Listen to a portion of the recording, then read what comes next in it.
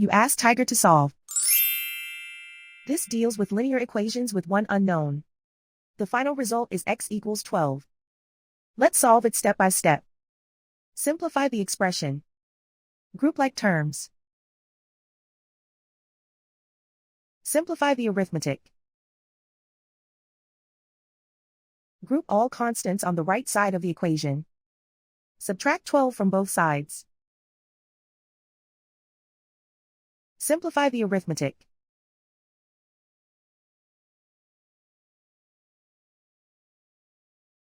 Isolate the x. Divide both sides by 14. Simplify the fraction. Find the greatest common factor of the numerator and denominator. Factor out and cancel the greatest common factor. And so the final result is x equals 12.